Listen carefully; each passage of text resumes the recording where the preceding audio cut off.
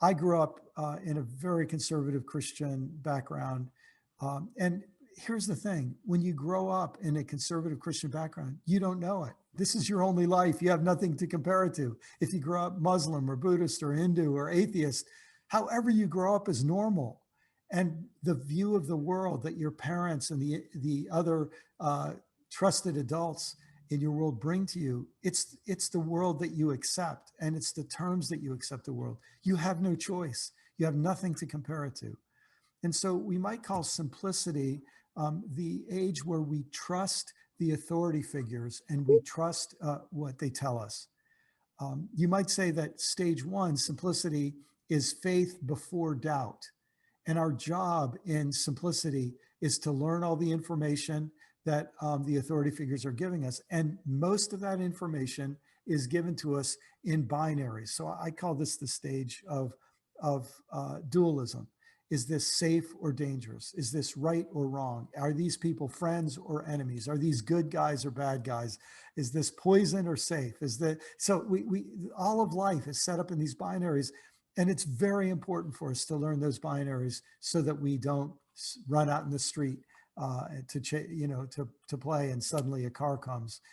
So it's a matter of life and death, and we trust what our authority figures tell us by and large. But even children learn how to say no. Even children sometimes think their parents hate them when they won't do for them what they wish. So there's a kind of doubt that happens in stage one, but it's within this framework of security where the rules of the game are clear. Trust your authority figures. And I was very fortunate. My parents could not have been more loving people and more gracious parents. And, they were in this very rigid expression of Christianity, but they were the most loving, expansive people in that tradition. But I remember my first real encounter with doubt. I was probably 13 or 14 years old, and it had been building over some time because I loved, as I said to Paul earlier, I loved wildlife. I loved trees and plants, and I loved snakes and frogs, and I loved birds. And so I would go to the library and check out every book I could on the natural world. And so by the time I was 8 or 9 years old, I was reading about evolution because I was interested in dinosaurs. And so by the time I was 13 or 14, it was just clear in my mind, evolution made so much sense. And I remember hearing sermons in my church about how evil Charles Darwin was and how evil the theory of evolution was. And then I remember a Sunday school class where I must have raised my hand and asked the teacher, maybe he was reading to us the Genesis story, and I might have just raised my hand and said, what about evolution? I don't remember what I asked, but I do remember this Sunday school teacher saying, well, you have to make a choice. You either believe in God or evolution.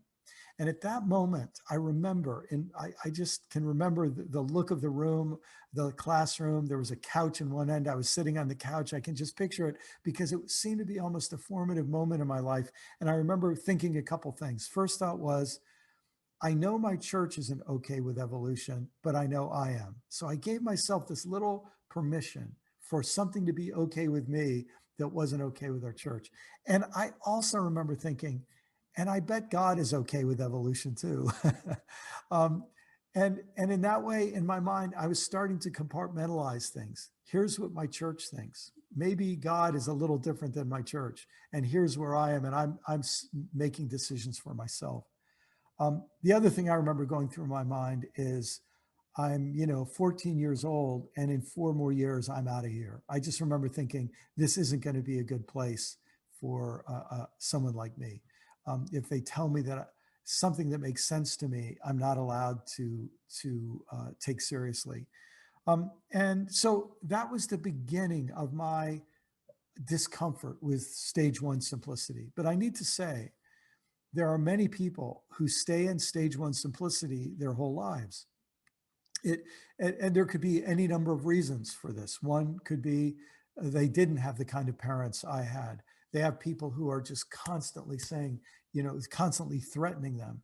They may live in a totalitarian regime. They may live in a culture where there are no options. You have to think the way the group thinks, or you will be, threatened and punished. And a lot of people through a lot of history, that's the kind of environment that they have lived in. But I think other people also, they are young, they obey their parents, and they become parents, and they want their children to obey them, so they tell their children what they were taught, and they make it through life, and stage one keeps working for them all the way through. But for me and for an awful lot of people, you get out of stage one. If we call stage one faith before doubt, stage two I call complexity, and we could say stage two is faith managing doubt.